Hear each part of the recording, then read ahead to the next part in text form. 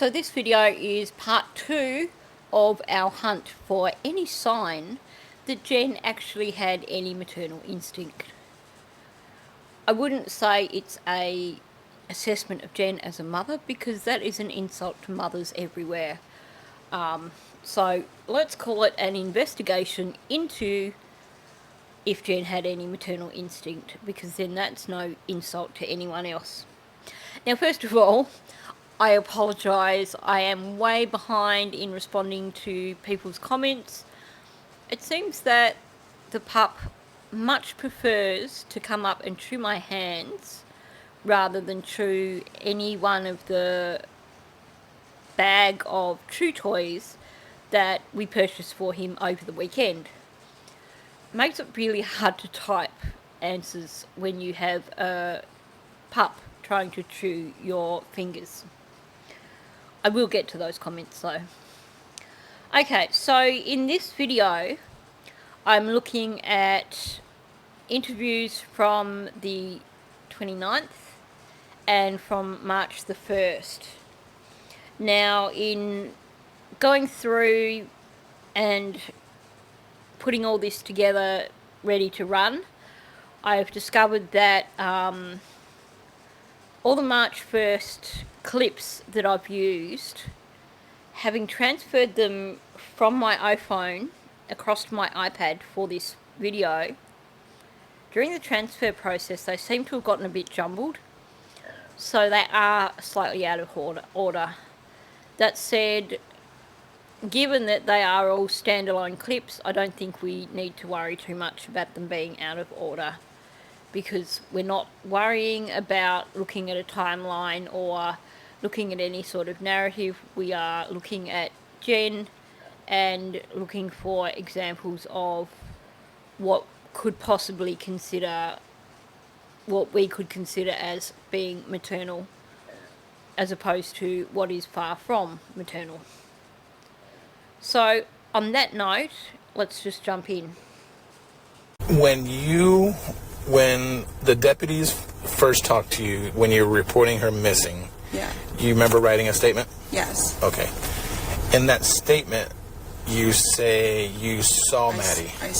I know. I misremembered. I didn't see her.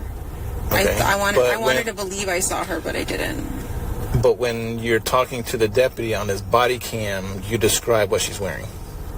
Because she had picked it out the night before. Okay. I told her to set up her clothes the night before to have it ready, so she was ready to go.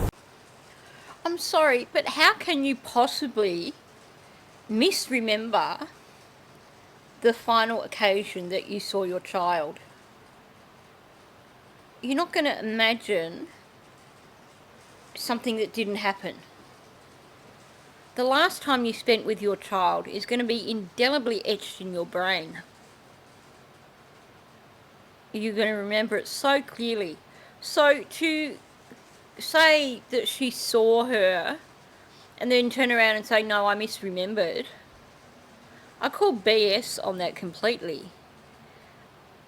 This woman was lying for Stefan. That's all it is. She did not remember her daughter getting dressed that morning, because she did not see her daughter getting dressed that morning. She did not misremember. No normal parent is going to misremember seeing their child after the last time they ever see their child. So this is definitely one of those major BS moments. Now, I think on the 29th, I think at this point she knows about the images on his phone, but I think at that point in time they haven't told her that they believe Maddie is deceased. So we also need to be listening for past tense when she's talking about Maddie. Now I will mention too something that was mentioned in yesterday's video. She never mentions Maddie's name. So, taken on face value, telling her to get her clothes ready the night before does sound like responsible parenting. Although we do know that even if she did tell Maddie to do that, she never actually checked to see if Maddie had done that. So it wouldn't be a huge point for her either way. But my take on that is that, according to what Maddie's friends have said, Maddie pretty much had the equivalent of a school uniform. She used to wear her black shorts and her green hoodie that her best friend gave her. So why would you even need her to get her clothes out the night before? Because she would have known what she was wearing.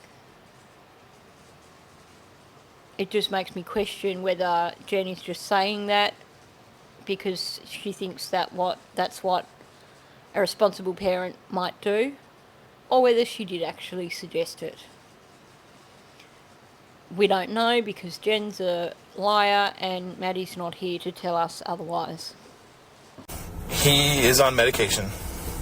You told me he's on medication for insomnia. Insomnia. Can you say that right? Sleep apnea. Yeah. And then I believe you said ADHD. Yeah, and also anxiety meds, I think. Anxiety, okay. Anything else that you can think of?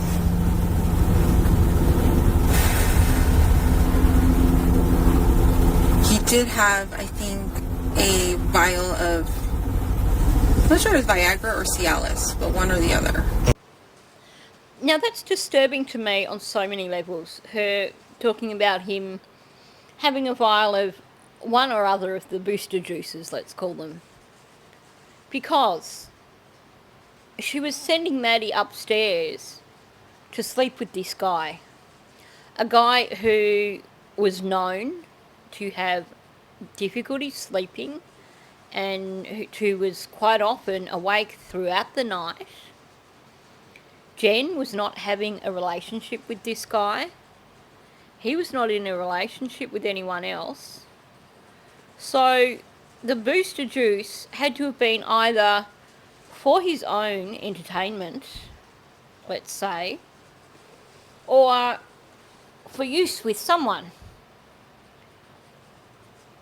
If it was for his own entertainment, did you really want your daughter sharing a room with him? Let's pretend that she thinks that there's nothing happening with her daughter. I'm sorry, but the fact that he had his own little booster juice stuff there, and you were happy with him to share a room with your daughter, even if you think he didn't touch her, what activities did you think he might have been doing in front of your daughter? To me, I felt nauseated when I heard her just casually talking about that. Because, well, there's only one use. And either way, I mean, the guy doesn't shower. When else is he going to amuse himself other than when he's in bed? Jenn didn't think about that. She was happy to send her daughter upstairs to sleep with this guy. Like, where would she put clothes to wear to school the next day? Okay. Where would she get dressed? She would get dressed in her bedroom, right there, that little nook in the living room. Mm-hmm. All her clothes are there. Mm-hmm. When she takes off her clothes, her dirty laundry hamper is typically in my bathroom downstairs, mm-hmm. and she'll just dump it in the basket. But there is no basket there right now. She's been dumping everything on the floor. Mm-hmm. I think the basket is currently being used with clean clothes. So I just wanted to keep the clean clothes and dirty clothes separated. So dirty clothes are on the floor right now. What's in the basket should be like half clean, half dirty clothes, I think. So Maddie would get dressed in her fake bedroom. This is a girl who was just moving into being a teenager. This concerns me for two reasons. First of all, it's not like going into a private room where you can shut a solid door and there is that definite distinction of this is my space, don't come into my space. We're talking about a room divider. A room divider that doesn't go all the way up to the ceiling. A room divider where you basically fold it at the hinges to close it off.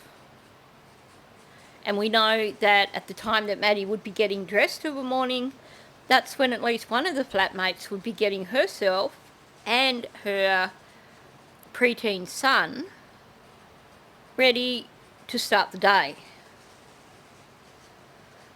I feel really uncomfortable with the thought of a teen or preteen child only having a room divider for privacy in terms of getting dressed. But can we also acknowledge we've seen photos of that room divider and it's not a solid panel. It has cutouts in the panel that you can see through. So it wasn't overly private. And yet Jenn was happy for this to be the location where Maddie got changed of a morning. I really do have a major problem with that.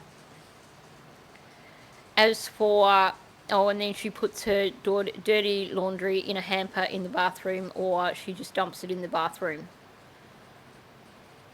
Okay. Well, first of all, you need to be training your child how to put her laundry in a hamper. But there was a hamper in her bedroom. Why was there a hamper in her bedroom at that particular time, as opposed to being in the bathroom? But aside from that, my question is this. If it is Maddie's habit to get dressed in her fake bedroom and then dump her dirty clothes, her dirty laundry, in the bathroom, we know that Jenn was awake at least when Stefan went in to supposedly collect the dog. We know that she woke up the moment he entered the bedroom. We've never heard her question the fact that she never heard Maddie come through her bedroom to dump her laundry in the bathroom, or to come and collect her medications for the day, or brush her hair, brush her teeth.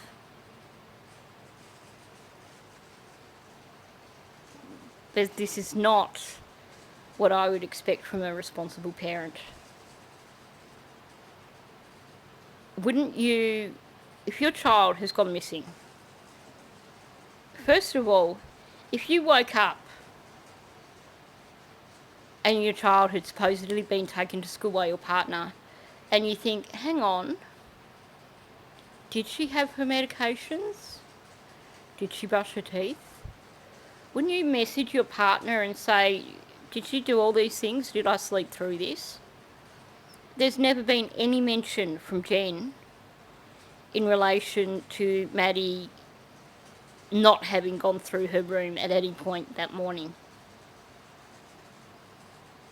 That's just so not maternal. And the thing is, the night before, we had discussed, oh, Maddie, maybe he should leave a little bit earlier than normal so that you can go get breakfast with him at McDonald's. That would be a really cool day to start a Monday right after your birthday, having McDonald's at breakfast. And she's like, oh, that sounds like a good idea.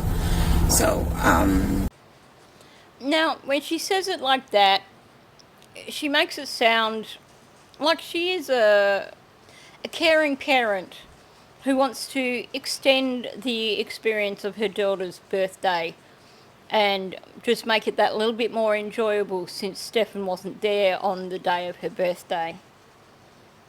But this is the 29th of February. By this stage, this is about the third or fourth retelling of the story, and this is the first time that she's introduced the concept of it being her idea for Maddie to actually go to Macca's with Stefan. Up until that point, it was just introduced as the excuse for him leaving the house earlier. My suspicion is because as we listen through these interviews, it's only after this interview that we start hearing little snippets, or it's during this interview actually, that we start hearing little snippets where Jenn is trying to portray herself as a good mother. Up until this point in the previous interviews, and you'll remember from listening yesterday, we didn't hear anything that would make us think, yeah, what a good mum, you know, that's something that a caring mother would do. So to me it seems like, having been questioned multiple times by detectives, this is a woman, we know she adapts her narrative. We know she adopts language that's been used by the people around her. She's a bit of a chameleon. So, to me, her introducing this now, I just feel like it's necessary to take it with a grain of salt. Seems to me that she is suddenly realising that the answers she's been giving have been inadequate, to say the least, and that she needs to portray herself in a slightly better light. On the other hand, maybe she just did think it was a good idea, but I don't believe it. If you didn't work, what would your typical day look like?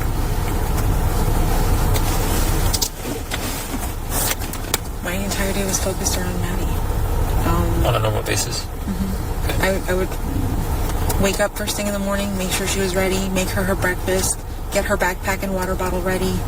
If she's taking lunch, get her some lunch ready.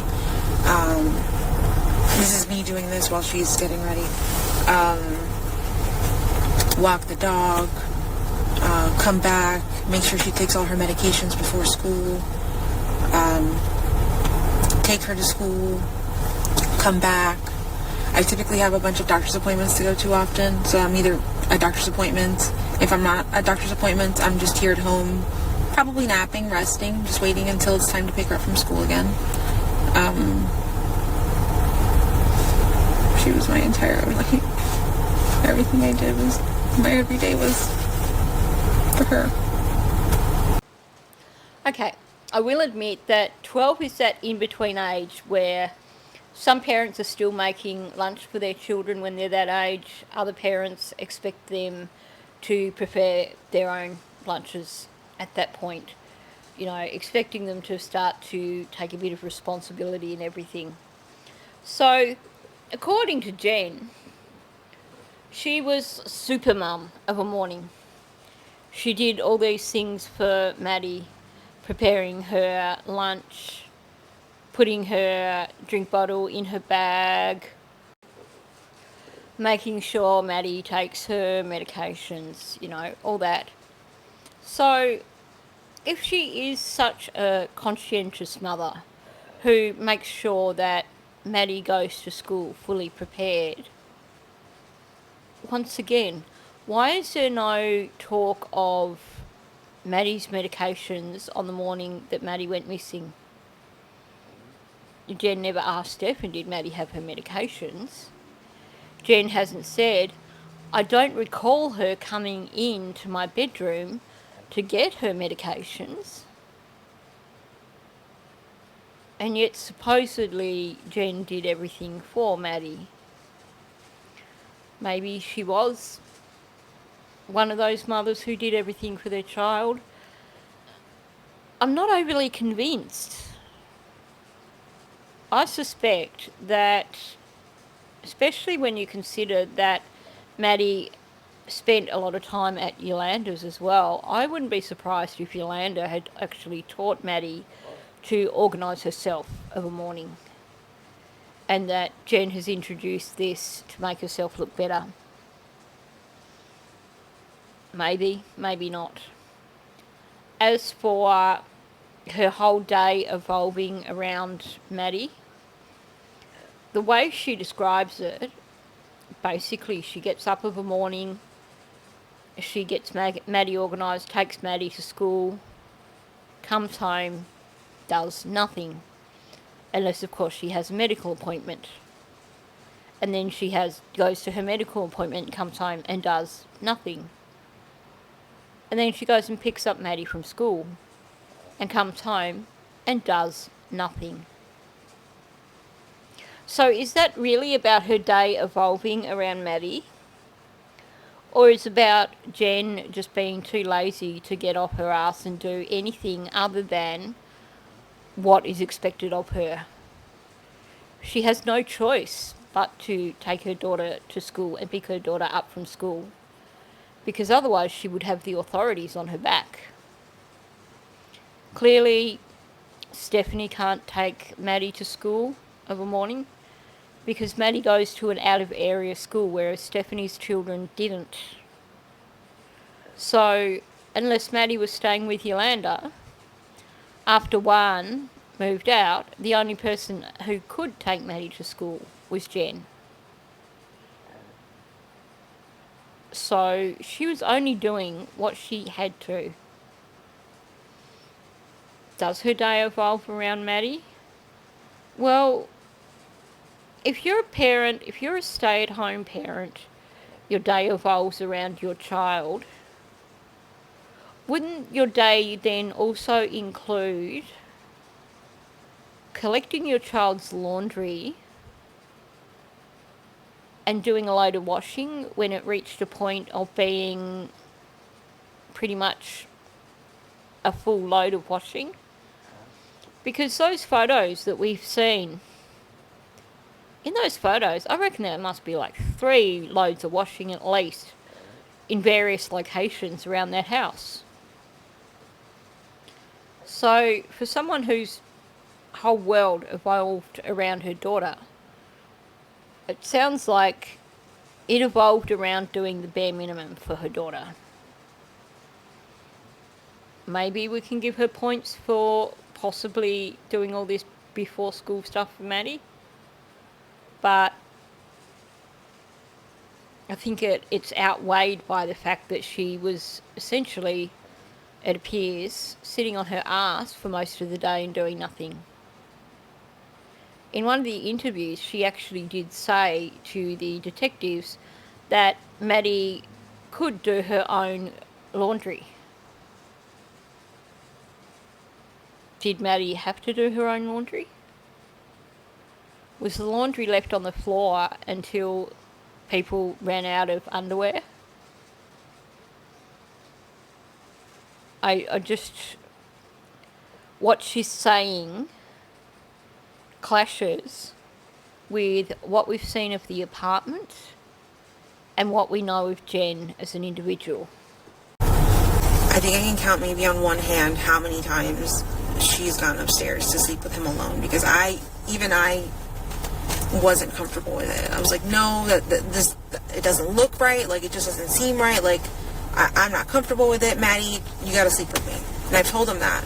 But there are times that they beg for sleepovers, like, please, we just want to stay up late watching movies. And I would be too tired to stay up late, so I would say, fine, go ahead and do it, but just this once, like. Okay, where do you start with this one?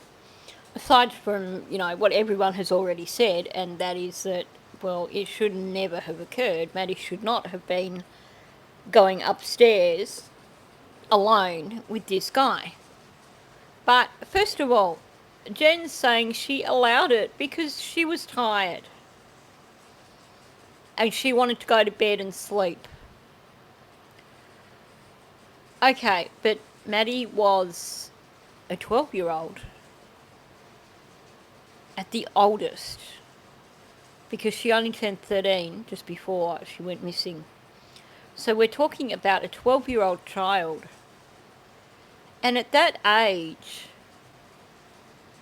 for a child to actually succeed at school, for them to be able to get through the day and concentrate and actually achieve success, they need a decent night's sleep. And a child that age needs more sleep than a grown-ass woman. So Jen is basically saying that her sleep was far more important than Maddie's sleep. She didn't care if Maddie didn't get a good night's sleep, so long as she got her good night's sleep. Because she's already told her that she would get up of a morning and basically, while Maddie was getting herself ready, would prepare Maddie's stuff for school. Meaning that Jen was going to bed before Maddie, apparently, and getting up at the same time as Maddie. And she wasn't actually trying to monitor what time Maddie was going to bed. Now, I can assure you, even at high school level, you can tell a marked difference in a classroom between the behaviour levels, the achievement levels, etc., of teenagers who are getting a decent night's sleep and teenagers who are not getting a decent night's sleep. Maddie had ADHD, which made schooling even more difficult for her. Having ADHD meant that she probably woke up several times through the night. It meant that it probably took her longer to get to sleep when she did finally go to bed. Meaning that you don't want a child with ADHD just going to bed at random times and not being given enough time for sleep. But Jen didn't care about that. So she was happy for Maddie to have what she terms sleepovers with Stefan and go and watch a movie while Jen went and got her sleep. Now, in terms of the watching movie, Jen being too tired to watch a movie, sending them off on their own. Even if they had a setup in the living area of that house, Jen should not have been comfortable with him being alone with her daughter when she wasn't around. It doesn't matter if you've been with the guy for 5 years, 7 years, however long it was that this all started happening. It doesn't matter. He's not her biological father. He should never have been left alone with Maddie. Not at night time when Jen's off sleeping. Whether it was in a living room area or upstairs, just so that they could watch a movie together. And she talks about, the way she talks about how they kept begging for it to happen and she caved. Who's the adult here? Stefan was an adult too. Supposedly. When you're a parent, sometimes you have to make the tough decisions. And it's not going to make you popular. But it's your role to make sure that your children have a safe upbringing.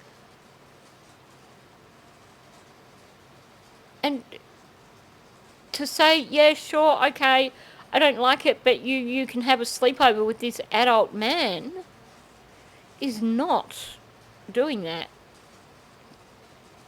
Even if they made a carry-on about it and pestered her about it and she'd said no so many times, divide and conquer. When Maddie's at school, corner Stefan and say, you've got to stop supporting this because Maddie needs her sleep. She's a child. She can't be staying up late and watching movies. But no, Jen didn't ever think to do that. She spoke about them like they were both children. Well, okay, kids, you can have your little sleepover while Mummy gets her sleep. When did you start becoming comfortable with it?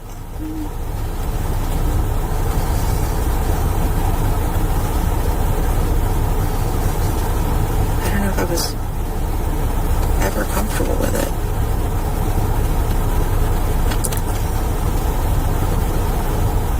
But you told them to go Sunday night to go sleep together. I did. That was a selfish move on my part. It's because I wanted a good night's sleep. I didn't want her kicking me or rolling into me or waking me up or to hear her alarm so that it woke me up. I wanted to keep sleeping until I needed to sleep because I just had not, with my training schedule, I have not had a good night's sleep. My medication was out of whack. I was feeling funny and not like myself. And I knew that I needed another night's sleep and my medication in my body like ASAP, so I needed to go to bed. So I wasn't even comfortable sending her that night, but I just did it for my own selfish reasons. There's no room for selfishness when you are a parent, especially when you are a single parent. Until that child reaches the point where they are moving out of your home to go to college or moving out of your home to move into their own apartment, they should be first. They should be your number one priority. So to hear her saying that this is all about her is sickening. She claims she was never okay with it. But we know that's a lie. She was okay with it, provided there was something for her to gain from it. And apparently for her, that meant being able to get a decent night's sleep.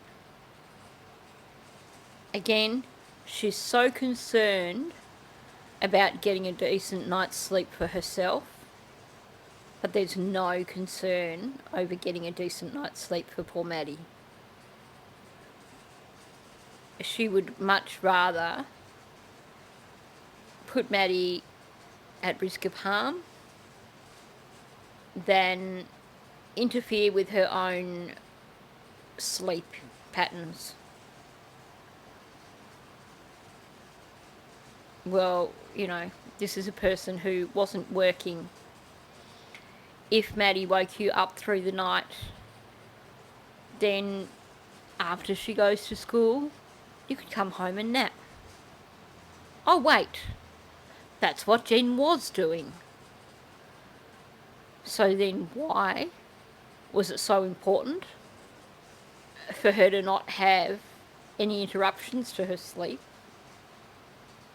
I get that she was medicated, but she has claimed that the medication completely knocks her out and she's got no idea what's going on. And yet she can't sleep when Maddie's squiggling and squirming in the bed. This woman really did not care for her daughter at all. She's put long pauses in her explanation because she knows that her answers are inadequate. She knows that her answers show her to be a poor mother. And then she gives a really long-winded explanation to basically say that she put her own needs above her daughter's every time. He's never said anything to you or anything about it? If anything, I've always told him that my biggest fear is that this would turn into a Woody Allen situation where the stepdaughter or the dad grooms the child and the child then turns 18 and ends up running away with him. I told him that was my biggest fear and I don't ever want that happening. You can't do that to me. Honestly, that one statement from Jen pretty much encapsulates who she is, doesn't it? She's talking about the Woody Allen situation And her concern isn't about Stefan grooming her daughter and running off with her daughter. It's about them doing it to her. It's all about her. It's not, that would be horrible and I would basically have your nuts if you did that. No. It's all about, don't do that because it would hurt me. No concern for Maddie whatsoever there. In fact, she's even vilifying Maddie in that statement. The bad people in her eyes here would be Maddie and Stefan running off together. And it would be just such a travesty for them to do it to her. I don't think I even need to explain why that falls into the bad parent category. Why would you say that to him? Because I never trusted. I grew up being told never trust a man. My mom put that in my body, never trust a man. And like, I did not completely 100% trust the man, but in my, like, the logic in my head was saying, you know, he's been in your life for 7 years, nothing's happened, he hasn't shown you anything that he's weird, or that he's done any, or that he's interested in her, or said anything about her body, or talked to her about her in any specific way that, like, creeped me out. He's never said anything like that, or shown me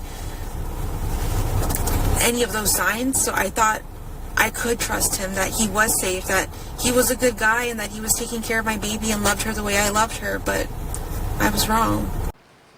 Okay, so on one hand we've got this massive contradiction that she was taught to never trust the man and she never fully trusted him. And then she comes up with this long blabbery bit about, but he's been in her life for 7 years and I never saw anything that would make me think there was anything wrong. Blah, blah, blah. Bullshit, Jen. Basically, if we take it as what she said, basically what she's telling us here is, I actually never fully trusted him with Maddie, but I turned a blind eye because it suited me. Because you can't never trust someone fully, and then basically allow them free access to your child. So even if she turns around and says, well, I trusted him, after saying that she never trusted him, essentially that's just her trying to excuse the fact that she didn't trust him. She claims she doesn't trust men. But she decided to put that aside. She put that lack of trust aside and put her daughter at risk because it suited her, not because she trusted him. If you are a parent and you have your whole life felt that you don't trust men, you're not going to suddenly turn around and change your mind. She claims that she watched Maddie like a hawk. Bullcrap, because if you watched Maddie like a hawk, you would have seen all the signs of what was going on. We heard Deb Stearns talk about when they were at her place and Maddie sat on the arm of the couch and wrapped her arm around Stefan, his shoulder or something, and kissed him and told him she loved him. Well, that's not appropriate with someone who's not your biological father. Massive red flag. Presumably, those sorts of behaviours were occurring quite frequently because clearly Jen didn't react to it. Jen allowed it because obviously it was normalised to the point that Maddie felt she could do it in front of Deb, meaning that it wasn't hidden behaviour. So, yes, there were plenty of signs there that things were inappropriate and things weren't right, and that she shouldn't have been trusting the man. But she chose to put her head in the sand and let it happen. She chose to still give him that access even though she didn't trust him. See another picture from the dumpster in Venetian Bay of Stefan throwing away trash. What day? That's going to be Monday morning, probably around 7:45. Has the dumpster, has that already been taken? Have you guys been able to look at what was dumped? What was thrown out? What do you think was in there? Clothes? I don't know. What makes you say clothes?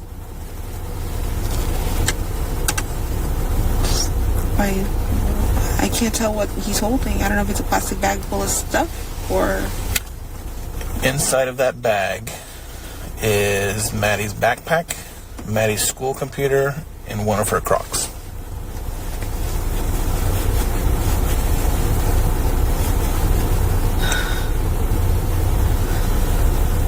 Are you telling me we're looking for a body right now?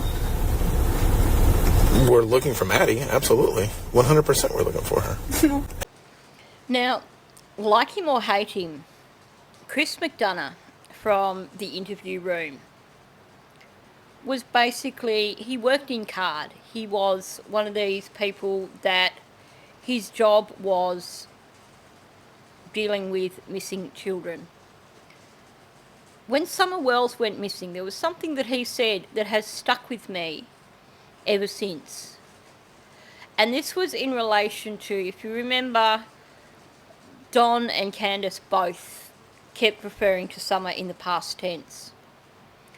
And in one of his episodes, he said that his experience as an investigator is this, that parents will not automatically go to speaking about their children in the past tense, even once they have been shown evidence that their child is deceased.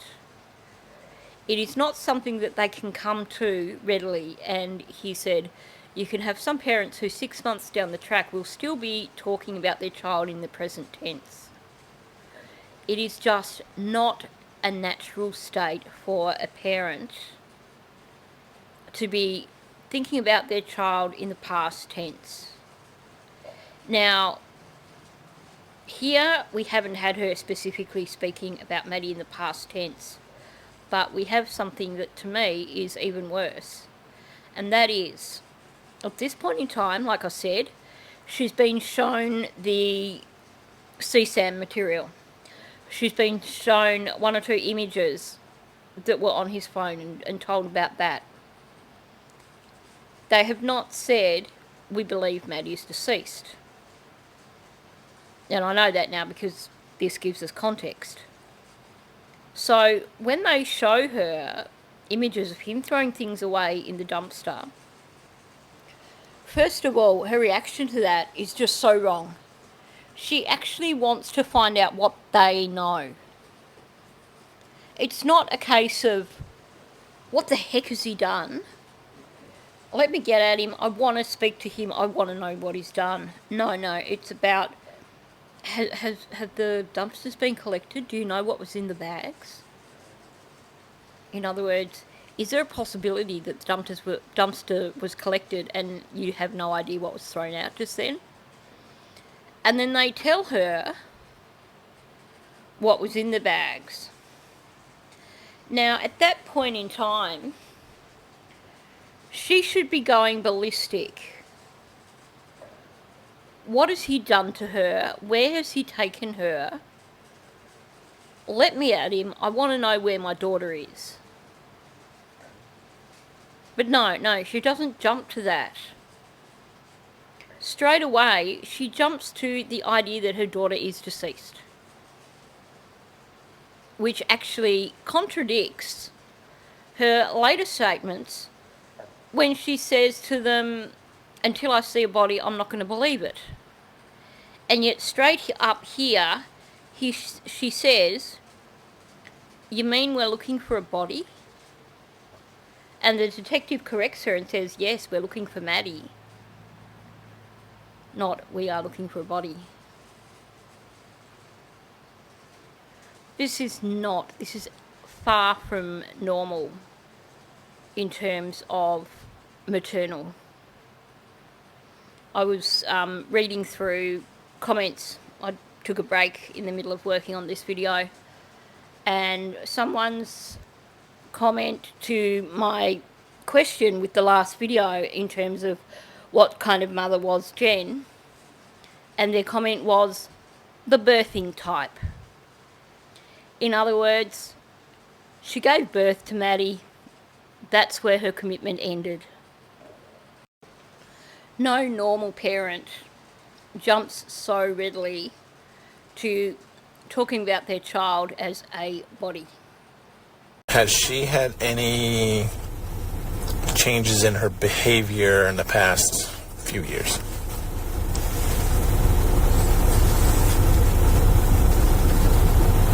I'll say yes.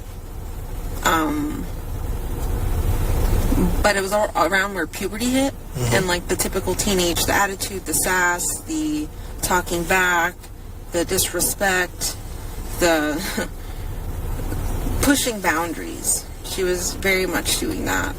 But that calmed down over the last few months. It got even better when Stefan moved out and went to Northport. Maddie and I were actually seeing a therapist together to try to like work through our issues because we were having problems communicating. So there's two significant things here. First of all, just how readily she jumps to talking about Maddie's negative qualities.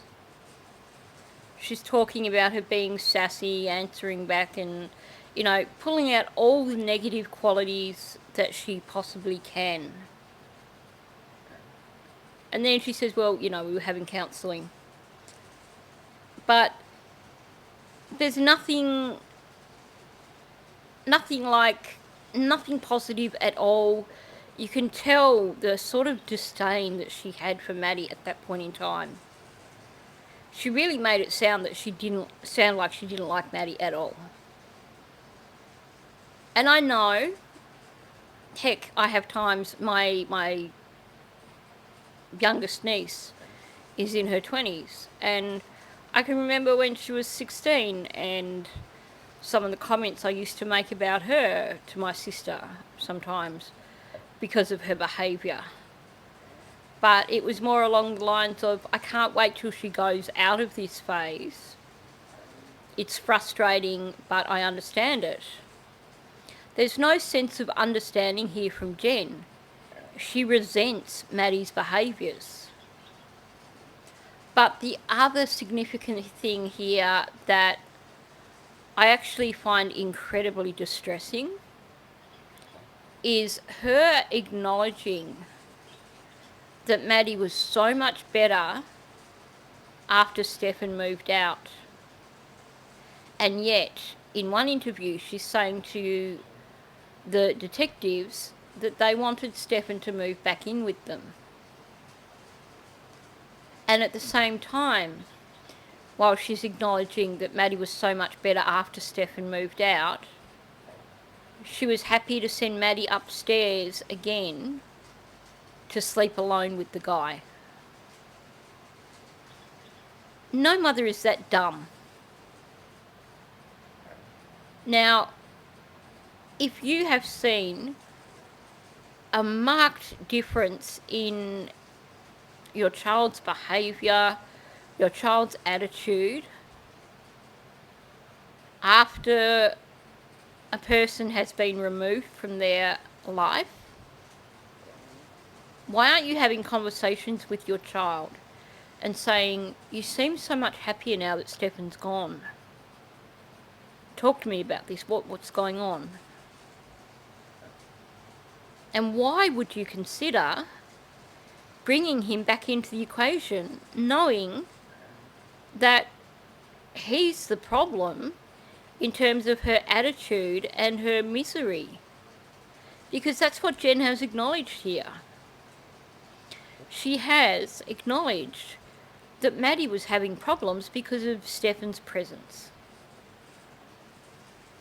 She just doesn't realise that that's what she has essentially admitted to. She's made the connection,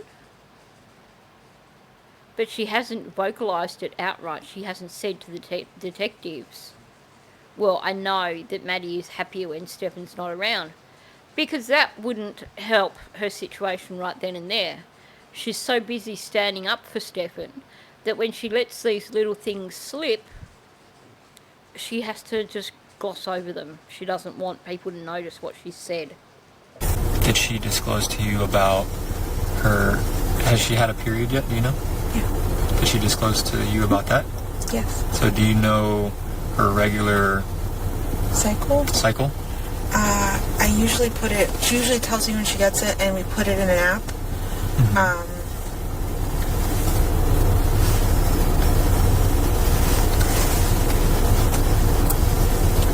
I must have missed it this month, or she must have not told me this month when she got it, but I have it written down when she got it back in January. When should she have had it this month, roughly? The beginning of the month. She got it January 1st. So it should have been around the end of February. January, 1st of February? Yeah, exactly. Okay. And was she pretty consistent on telling you? Yeah, she would tell me when she would get her period. Now, you could argue that this is her being a caring parent, that she cares so much that she's helping her daughter keep track of her menstrual cycle. But there's a major tell in what she said here. And I actually hadn't spotted this before. But on one hand, she's saying to the detectives, well, I do keep track of her cycle. I don't recall her telling me this month when it was. So, she's like, well, normally she's good at telling me these things, but I don't recall her telling me. And then she's able to pinpoint exactly what date Maddie had her last cycle. Does that sound unusual to you? Sure, I know parents who have a rough idea of when their daughter's going to menstruate again because they're used to... So, look, let's be honest, some teenage girls, just before they get their period, just become outright bitches. And I know YouTube doesn't like that word, but it's the truth. They have a complete personality change within a few days of getting their cycle. It's a teenage thing. It's hormones just going berserk. So I know parents who are like, they've got a rough idea of when to expect that to occur again. Simply because it is something that is so memorable each month that it sticks in your head. Oh wow, it's been about a month since the last time she had a meltdown. Okay, we're due for another one any day now. That sort of thing. But to be so specific about what date Maddie actually had her last period, that doesn't seem normal. And to have it so readily there in her head, she didn't have to look it up. Which to me says that she was really keeping a close eye on Maddie's cycle. Really closely. More than what you would normally expect from a parent. I find it actually concerning. I would expect a parent to say, okay, well, It actually seems like a really long time since she last told me that she had her period. Probably she didn't tell me that she got it last time. Let me have a look and tell you when the last time was. But no, she could nail it then and there. This is the exact date that she last had her period. And yet, apparently she trusted Stefan completely. She saw nothing wrong with sending Maddie upstairs to Stefan. But she's kept a much closer, well, she's had much closer scrutiny over Maddie's cycle than any parent I've ever met. So I don't think this is a example of her being a caring parent and wanting to just, make sure that she has everything Maddie needs for that time of month. I think this is actually an admission of guilty knowledge, which puts her way, way down in the decent parent stakes, in my opinion. Now, the next clip is actually a somewhat lengthy one. And it's not so much about Jenn's words that's what's important here, but it is about Jenn's demeanour. And I'm going to explain it to you beforehand this time so that you can observe it and see what I'm talking about. And you know what I'm talking about anyway, because all of you will have watched these interviews as many times as me, possibly even more. But this is that point in the interview where the detective basically comes across Jenn and essentially says, your behaviour doesn't match. You're not reacting the way that a concerned parent should react.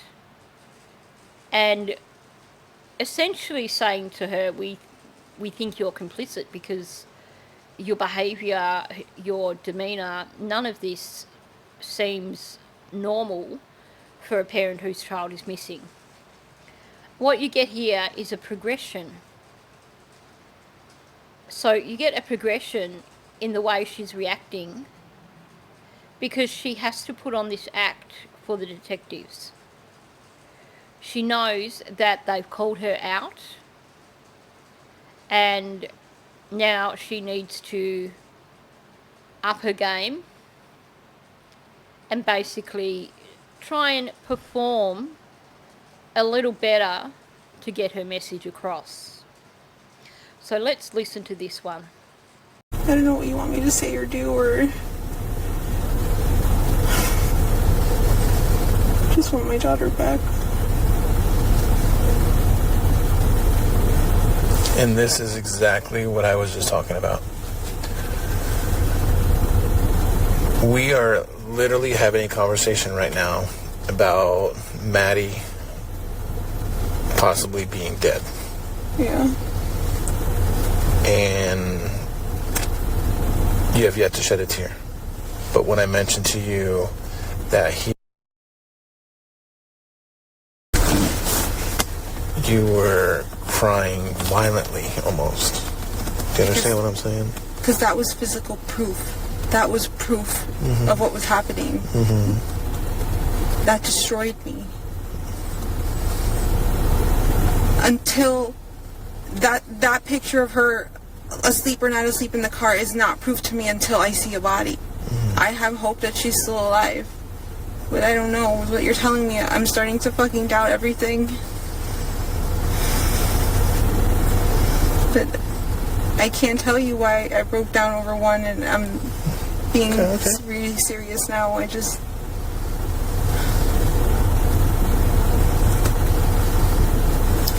So here's what's going to happen. Starting tomorrow, it's already started, but tomorrow there's going to be information being released between our department and Orange County's Sheriff's Office, is that now this entire investigation is the Kissimmee Police Department's investigation. Okay. I think I told you that last night. Yeah. Okay. Right now, we are probably going to start working this case as a homicide. Okay.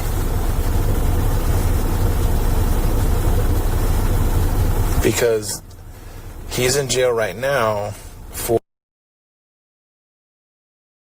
Okay. He's in jail for that. Mm-hmm. But we believe he possibly has done something to Maddie. And we want to know where he would possibly go.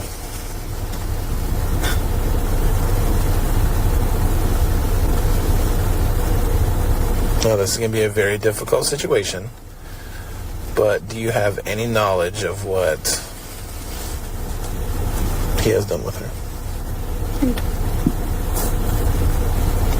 I wish I could tell you, but I don't. I have no idea.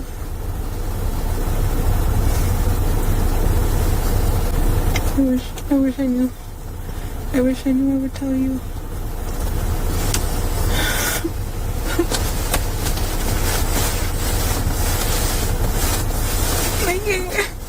Having it be switched to homicide makes it official for me.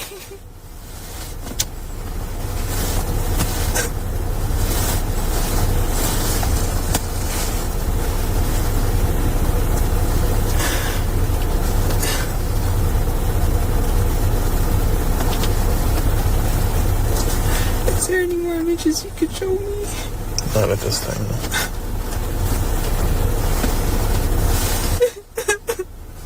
And he threw away her backpack. That was her backpack in that bag.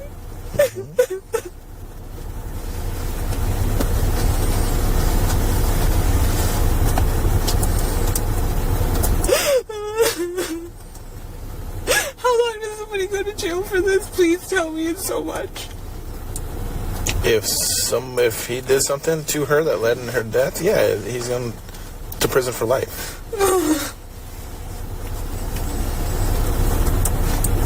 He's probably going to prison for life. So, like, multiple life sentences, fine. Fuck him. Oh my god. So, what it appears to me to be, in terms of that interaction there, that entire interaction there was the detective testing the water. Jenn hadn't been showing the right reactions at the right times.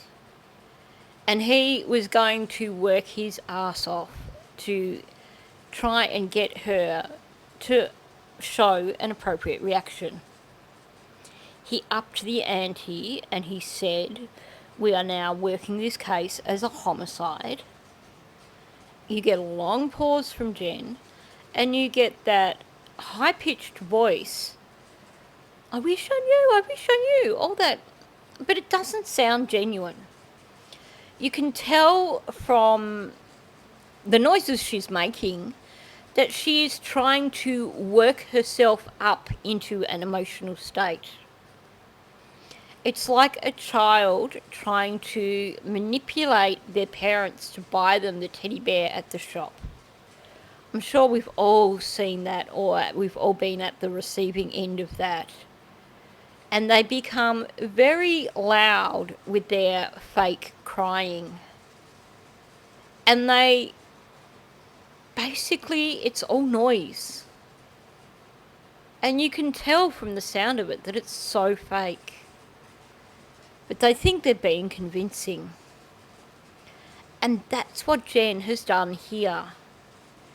She has tried her hardest to create the emotion, and the best she can do is come up with this childlike act of, I'm going to try and make it at least sound that I'm being emotional. Maybe I'm being too harsh here, and maybe I'm wrong. But I think any of us who've experienced the child in the store wanting something and pretending to be upset, to try and manipulate knows exactly what's going on here. There's no genuine reaction here. And I mean, let's talk about what should be the expected reaction here. We should hear some anger first. We should hear her asking questions. We should hear her wanting to throttle Stearns. But no, she straight away goes to the fake crying. Notice, during this fake crying, she's not having trouble getting words out. When someone is truly upset, then you might get 2 words out of them in an entire minute, because they have to try and catch their breath in between genuine sobs to try and communicate. When someone is genuinely upset like that, it becomes almost impossible to understand what they're saying. They don't go into a small, teeny, tiny little girl voice and continue in between long pauses with full sentences. But that's what she's doing here. Is this really a concerned parent? Is this a parent who is distraught that their child is missing? No, not at all. This is a parent who has been told, essentially, reading between the lines, the message here is, we want to see you act like a concerned, upset parent. We're laying it all on the table here. We're telling you your daughter is deceased. Now is your cue to become angry and emotional. We're expecting you to be unable to put 2 words together because this is meant to hit you like a truck. They basically put a lot on her right then, to the level that I don't believe a detective would do that to a parent that they believed was uninvolved and innocent. They would ease them into it gently. There was no easing Jenn into that. There was this is in your face because we want to see you react like a parent should. And all we get is this pathetic act from her. Feel free to disagree with me on this. Let me know if you believe that was genuine emotion. But to me, it really didn't sound like it. I could comment on the things that were said there, but I think the most important thing to take on board there is the request for an emotional response and the attempt and failure at giving an emotional response. Has he ever talked about giving Maddie medication? Like any of his medication? I don't think so, no. You don't think so, or? No.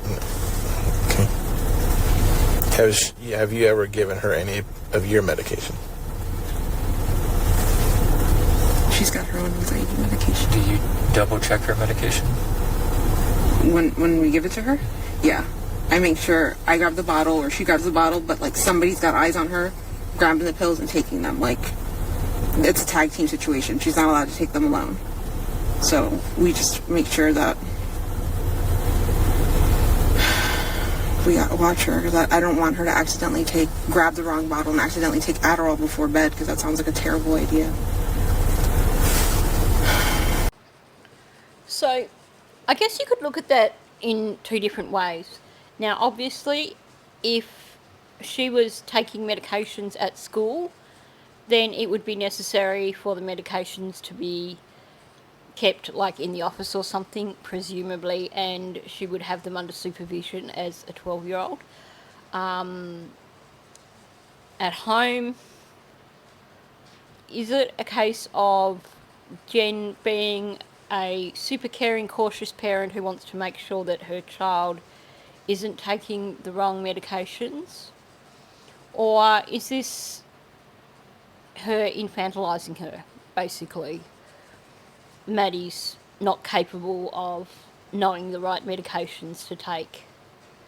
Given that she's said that Maddie was diagnosed at 5 with ADHD, that would tell me that Maddie's been having her medications for something like 7 years. So to me, I would think a 13-year-old who's been having medications for 7+ years would actually be so familiar with the routine of their medications that they would know what medications they had to have.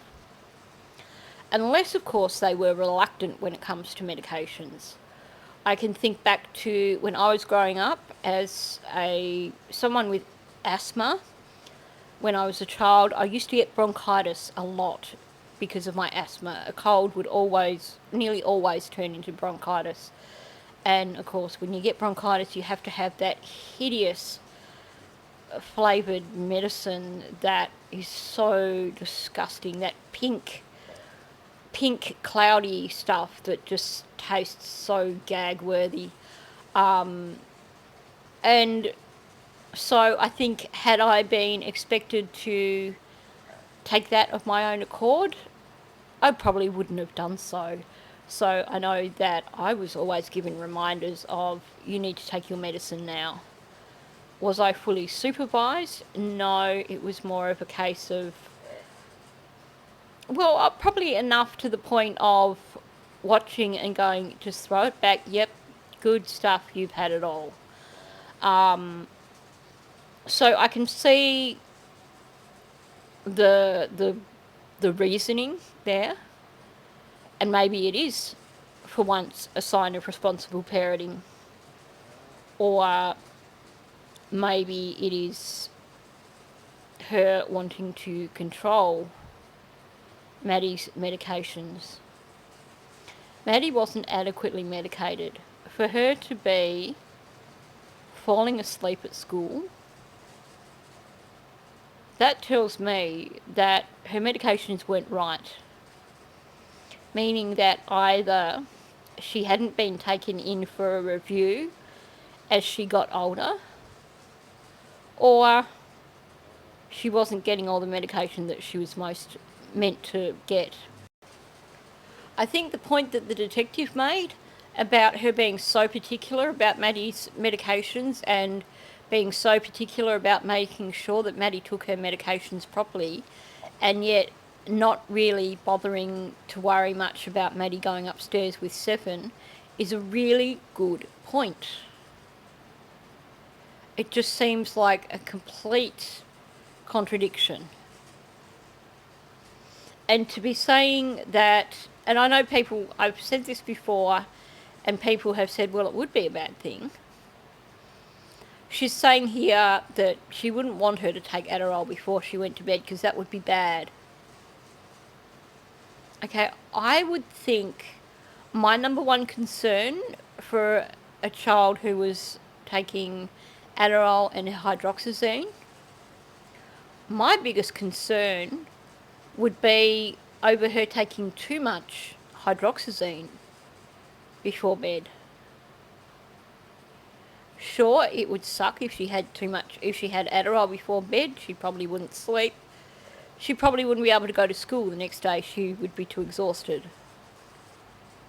That's certainly not the worst scenario in terms of her taking her medications wrong. When you look at both Jenn and Stefan's dependence on all sorts of medications, it seems like it's a little bit obsessive of Jenn to be so fixated with watching Maddie so carefully taking her medications, when you consider her lack of vigilance in other areas. Maybe I'm wrong. I can see both sides here. Maybe it is responsible parenting. Let me know which one you think it is. Did you guys get any sleep last night? I think I went to bed around 3:30, 4 o'clock, and then I woke up around 8 or 9, or 9. So I slept a few hours, but Good. like, It's important. snoozed a little bit while we were waiting for you. Went to bed around 3 or 4 a.m. Still got up at around 8 or 9 o'clock. Seems that when it suits her needs, Jen's happy to have less sleep. But going to bed at 11 o'clock, couldn't get up early enough to take Maddie to school, even with the opportunity of snoozing through the day. Need I say more? If anything, like, for the first few years, I was hypervigilant as hell because I was just like, never trust a man. I don't care who it is, never trust anyone, not even my dad, right? Like, never trust anyone. Sleepovers, and I'm like, no, absolutely not, because I have no control and something could really happen. Yeah, it's a dangerous world. Yeah, so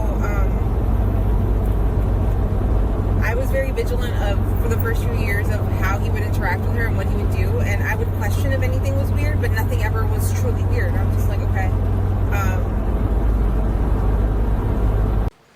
So the leakage in that statement is blinding. She says that, for the first couple of years, she was hypervigilant. She says, I would question if anything was weird, but nothing was truly weird. So what she has said here, that during those first years when she was supposedly hypervigilant, she was aware of things that were weird, and she questioned them and dismissed them. She's admitting she questioned things that were weird. And then she dismisses it as, but nothing was truly weird. In other words, yeah, they were weird things, but I dismissed them. She's basically admitted here that she knew what was going on. She said, basically, that she watched things really, really closely for the first couple of years. She was aware of things being out of place, and she dismissed them and stopped being vigilant anymore. In other words, she just set back and, what's the term she uses? I let him do what he does. Major leakage. I mean, we could pretty much just end the video on this, but there's another handful of clips that I do want to go through. She has essentially admitted that she has observed things in the early years between him and Maddie that weren't right, but she's eventually chosen to dismiss them and look the other way. I even had a rule for the longest time, asking for sleepovers with him, as in, if he were to sleep in the guest bedroom upstairs, and I would say, no, you guys can hang out and do whatever, but you're sleeping with me. Understandable. Just because even if I've known him for 7 years, the idea of course it would be weird Eddie go out, a little girl sleeping with a man that's not her dad. It sounds weird. And the detective called her out on this one, having a rule for the longest time that they couldn't have sleepovers. More leakage, basically. She's saying here that this has gone on since before he moved into that upstairs room. I'm going to speculate that the reason that upstairs room remained empty was so that Stefan could have sleepovers with Maddie, and that Jenn allowed it to happen. We know a lot of the images come from Maddie's fake bedroom, but she has essentially admitted here.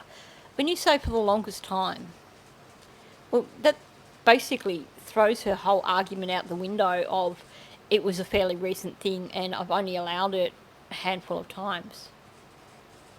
And again, she refers to the situation of him having sleepovers with Maddie as being weird. She's already had the leakage and admitted that it wasn't right, that she saw things were wrong and she looked the other way. Now she's trying to sound responsible and say, well, I know it looked bad, but I still allowed it. To me, what we're hearing here is her, without realising it, she's admitting the truth. She knew something wasn't right and she looked the other way. But so I haven't I trusted him enough to even to let that even happen that night, you know? Yeah. I mean, is it common? Because I know you said you would never let him in the past, but is it common to let her sleep up with him or let them spend a lot of time alone together? I think I'm gonna say I've let them sleep together less than what I can count on these two hands. Okay. Not much. But a lot of the times it was just the three of us sleeping together in my bed too. Now, can we acknowledge here that when someone knows they've done something wrong, quite often they're going to downplay it. So for her to say that she's allowed it no more than what she could count on her two hands, meaning she's allowed it no more than 10 times, well, that's big. Even if we're talking about that 4-month period that he was living upstairs after she chucked him out of her room, 10 times in 4 months is a lot. But essentially she's telling us that it's happened quite frequently. She has turned and looked the other way for God knows how many times and for how long. I don't think I need to really say any more about that. Even just the having Maddie sleep in the bed with them is wrong. Especially with Maddie being stuck in between them. And yet she's trying to normalise it. She's using speech that is trying to dismiss it as being nowhere near as hideous as what it truly is. She just kicks and like sprawls and like Only so many people, right? And what's funny is even on a king bed, if it's just me and her, she'll start off on one corner of the bed and I'll be on the other, and then when I wake up she is on top of me and then like way past the middle, like next to me, touching me, and I'm just like, how did this happen? Now, for a normal parent, if your experience when it's just you and your daughter sharing a bed is that she moves around so much that she reaches a point where you wake up and she's on top of you,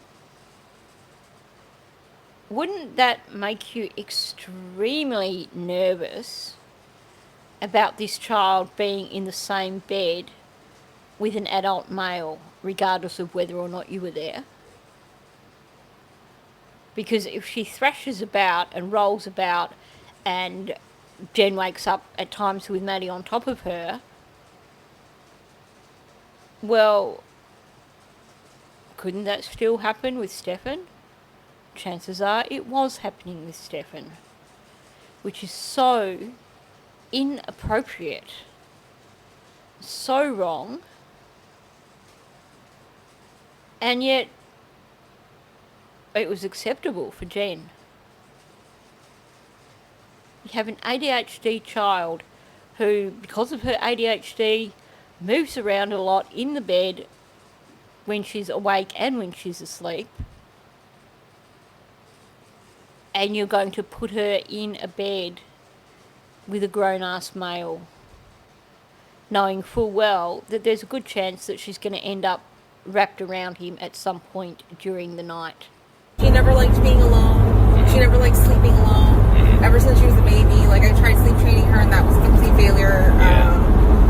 I just had to learn that she had to sleep with me, and she wanted to be with me all the time. So like even now, like I hope she's not alone. I mean, or I don't know, she's being taken care of, or she's safe. I don't know. We know for a fact here that she's actually lying here to support her story. Because we've heard from Stephen Young that when him and Jenn were married, that the two girls had their own rooms. They lived in the apartment with one lived downstairs. Stephen and Jenn had the upstairs master bedroom, and the girls had their own rooms. We've also heard Jenn mention that when they lived down at Charlotte or Northport or somewhere like that, that, in her words, we could afford for Maddie to have her own room then. So it's complete utter BS saying that she's never been able to sleep on her own. So when you get someone lying to excuse the fact that they allowed their child to sleep in their bed with them and with an adult male, and because they allowed their child to sleep upstairs unsupervised with this adult male, I wouldn't even want to use the term mother here, because no parent,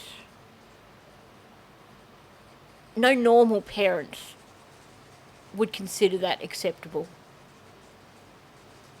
And let's say that hypothetically Maddie was so struggling so much in terms of not wanting to sleep alone. Well, there's ways around it. You wean her off. Get a little trundle bed that she can sleep on in your bedroom. Gradually encourage her to sleep in her own room. Give her her own room as opposed to a fake room in what is essentially a communal living area. I mean, epic fail, basically. Total lie and an epic fail. And, you know, here she's lying to cover her ass. This is not the behaviour of even the worst parent in the world. She started singing, so she's in chorus. She's got such a beautiful voice. This is one of the few positive things we've heard from Jenn. But it's a kick in the teeth, because she's parroting Stefan, isn't she? She's basically saying that Maddie has a beautiful voice, because we have this story of, Maddie sang for Stefan and he was so impressed with her voice that he wanted to watch Sister Act with her. So this isn't even coming from Jenn. This isn't a genuine thing of, my daughter is so great, she sings like an angel. No, this is, I'm going to parrot what Stefan has said about her. So while it could sound like, oh wow, she's finally found something positive to say about her daughter, it's not coming from her. And I have to say, given the way that she gradually adapted her narrative each time it was questioned, I can't help wondering if this whole Sister Act story was designed to fit in with the whole story of, they like watching movies together, but I need sleep. And that was actually meant to be part of the whole story for the Sunday night. And then they somehow discarded the Sister Act thing, or Jenn got it wrong. But, you know, none of it came from Jenn. in terms of the compliment with Maddie's voice. So let me ask you this. Where all have you looked for Maddie? I haven't looked anywhere. I've stayed while we were at home. While we were allowed to be at home, I stayed at home just in case she would come back. Somebody to be home while she was back. Okay. And for now, since I haven't been able to go back home, I've been at my sister's house just hiding out. I don't want to be seen in public. I don't want anyone. Now, anyone with just the tiniest maternal bone in their body would be wanting to be out there doing everything they can to find their child, not staying home in case she turns up. You've got 2 flatmates who are home a lot of the time. You've got Stefan, who goes out in the middle of the night and searches. Well, here's the thing.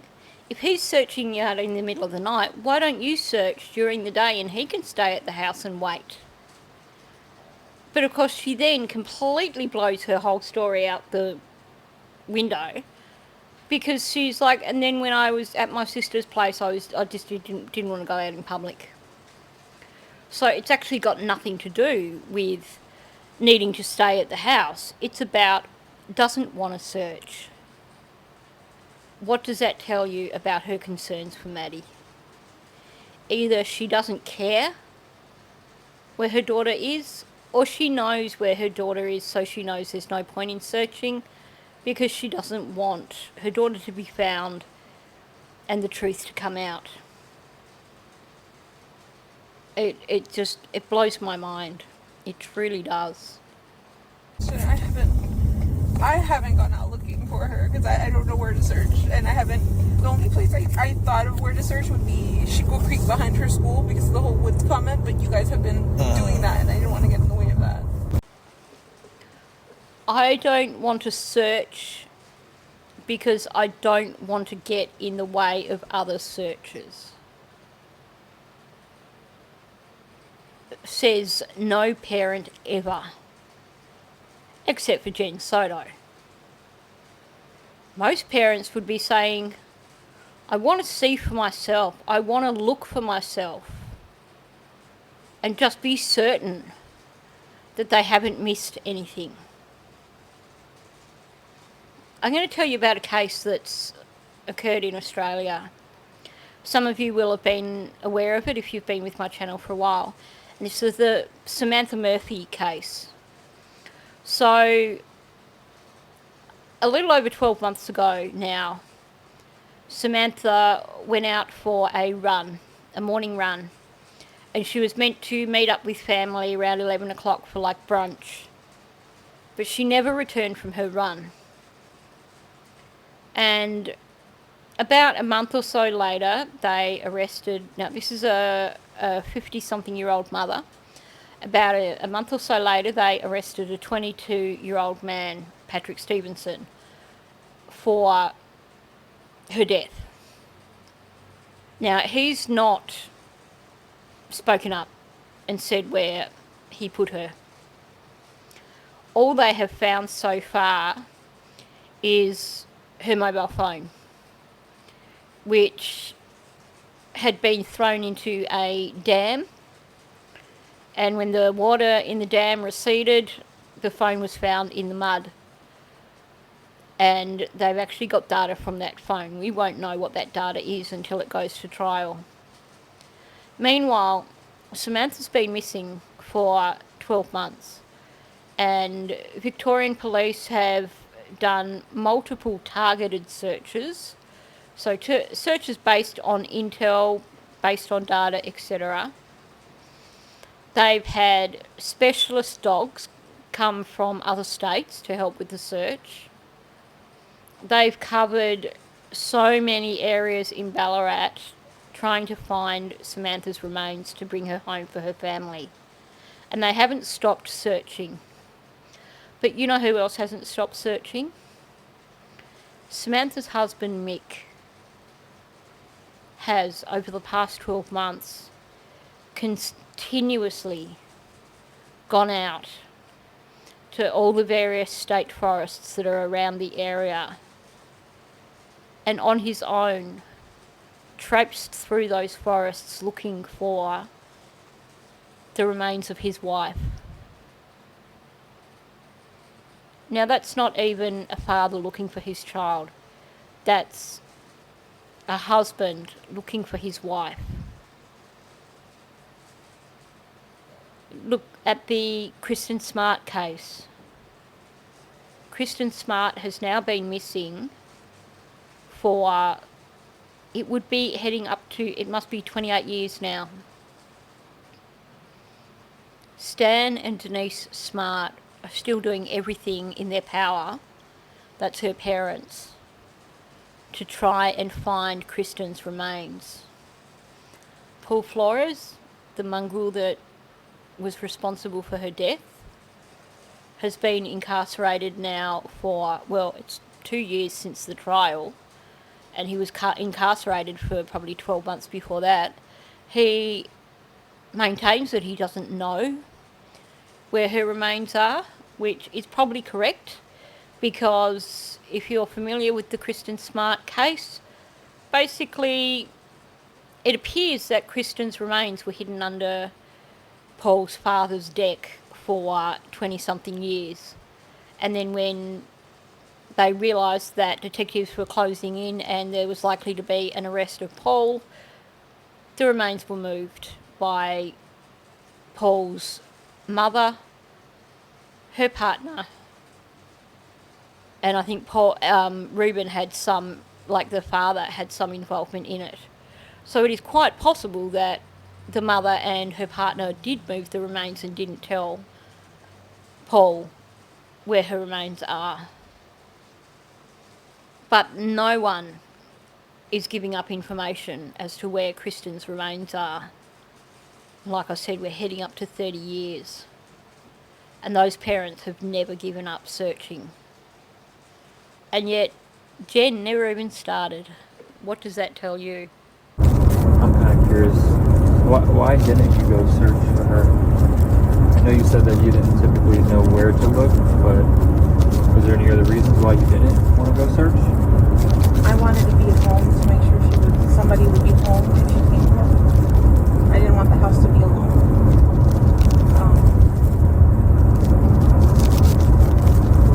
And then the last few days, I just feel like, I don't know, the media have been like bombarding us, and since like more news have come to light,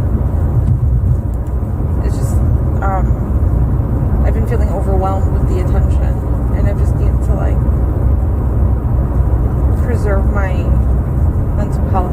I just have to stay home. And Again, she makes it pretty damn clear. She doesn't want to search for her daughter because she doesn't want the public attention, and her mental health is far more important to her than finding her daughter.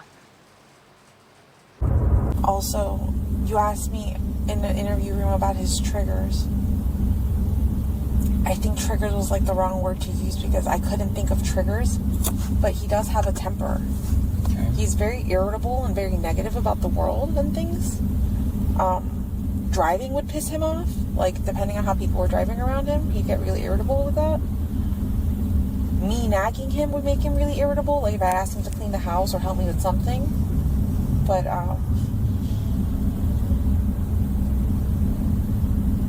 would he lash out and explode with me? No. But I believe he's done that with his parents. Has he ever done it with Maddie? Lashed out in front of us like that?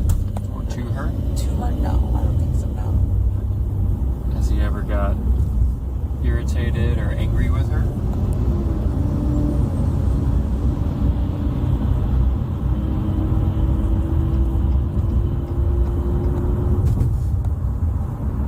I would say yes, but like typical parenting stuff, like if she didn't clean her room when she was supposed to, like, you know, coming down on her for something like that.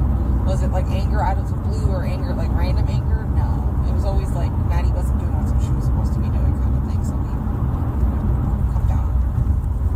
And when you say come down on her,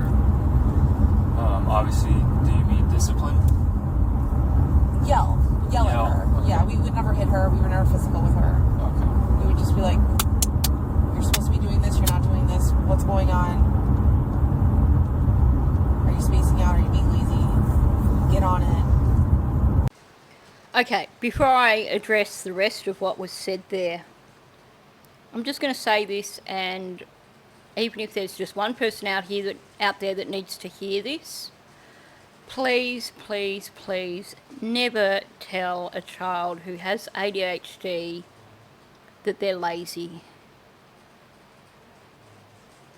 This is a message that is given to people with ADHD from an early age, and it is a message that is given to them throughout their entire life. It is a negative message. It is telling them they're a failure. And you know what? It's not about being lazy. It's about it being a major obstacle to achieve something.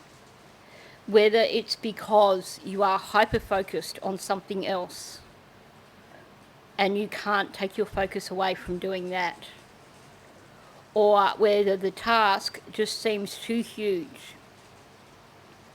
In terms of ADHD, if a task has too many steps to achieve it, then there is this automatic response for someone with ADHD to basically shut down and feel that they can't achieve the task. That's why one of the best strategies with ADHD is to break things down into smaller tasks. Not go and tidy your room, but, okay, can you please go into your bedroom and pick up any dirty clothes that are on the floor and put them in the basket for me? That's all I want from you right now. And then find another smaller task for them to do another time. You don't expect them to tackle something that is monumental or small steps, because they will never achieve it. And it seems like this is the approach that Jenn has taken. Anyway, I'll get off my soapbox. Now, here's my concern. Jenn has admitted here that Stefan is a volatile person. She's a bit hedgy about whether or not he has lost his temper with Maddie. She says, I don't think so. Which to me suggests that he probably has lost his temper with Maddie. Maybe he's even lost his temper with Jenn. But in terms of his parents, it sounds like he has completely lost it with his parents before. And honestly, from listening to their interviews, you do get a sense that they are perhaps a little bit frightened of him. So, if you have a person like that in your home, why would you be comfortable with allowing your child to sleep upstairs in a separate bedroom with that person, regardless of all the other things to consider when it comes to allowing that to occur? I'm sorry, but I would be on edge. I would be reluctant to leave my child unsupervised with someone who I knew could be volatile. Because how do you know that the next time they lose their shiz, that they're not going to lose it with your child? Cause of death: strangulation. Comment to his parents: he put Maddie to bed and then he went out to cool down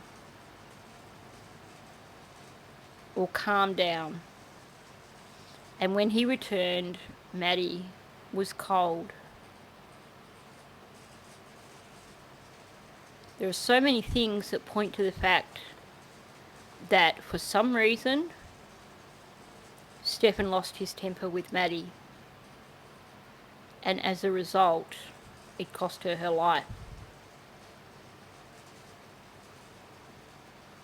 Jenn knew he was volatile. She said as much here in this interview.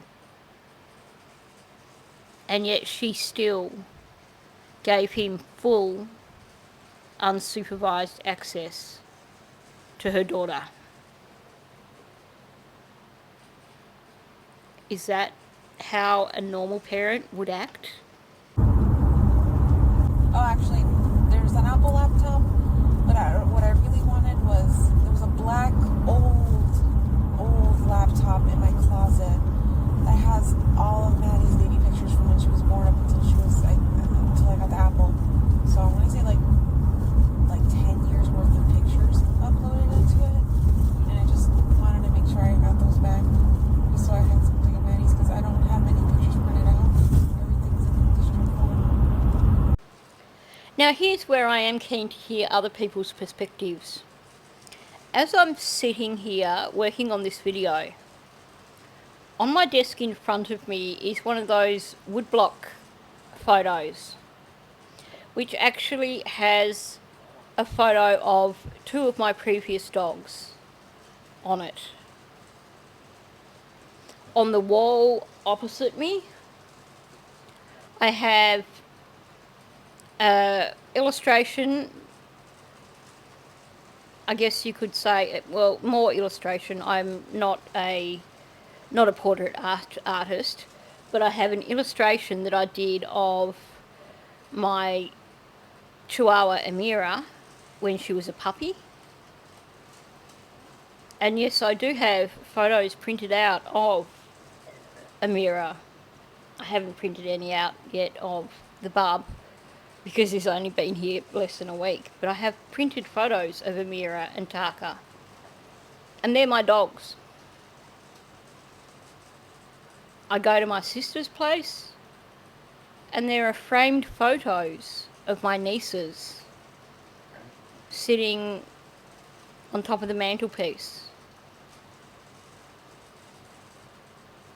When you look at the photos of Jenn's apartment, there is not a single image anywhere. There's not a single photo in a frame of Maddie. Now, wouldn't you... I know it's a digital age, and most of our photos we don't print these days. Most of the time we make sure they are safely stored. All my photos that I have of my nieces, my nephew, or my pets are stored in multiple places. That way I can't lose them. Any photos that I have as favourites that I've kept on my phone, I've still stored them in a Google Drive. So I just find it really baffling that Jenn has not printed out any photos of Maddie from birth to 10, and that the only place she has them stored is an old laptop that's stashed away in a cupboard somewhere. Digital technology deteriorates. There's going to come a time when she's not going to be able to get any of those photos off that old laptop. But it sounds like she's quite happy with that, because she didn't print any out. And she apparently didn't have any stored anywhere else. Maybe there was some on her social media more recently. But it appears that in terms of photos for the first 10 years of Maddie's life, she didn't care enough to actually print them out. Now, like I said, that's my perspective on that. Maybe there are people, maybe that's just her generation, that you don't print photos out anymore. And maybe it's an older generation thing. But it just, to me, to hear her say that she never printed any photos out from birth to 10. It just baffles me. So that once again brings us to the end of the video. That basically leaves us now with the video interview and the derivative use interview, which I will go through tomorrow.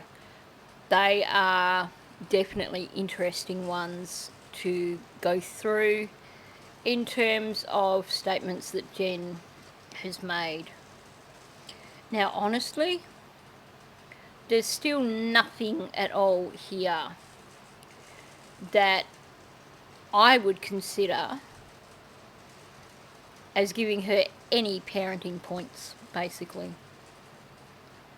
We're starting to see her make a few statements like, oh, I was hypervigilant and stuff like that. But she contradicts herself. We know the lies. She's been questioned so many times now that she's starting to realise that she looks bad. So she's starting to try and give the impression of being a good parent.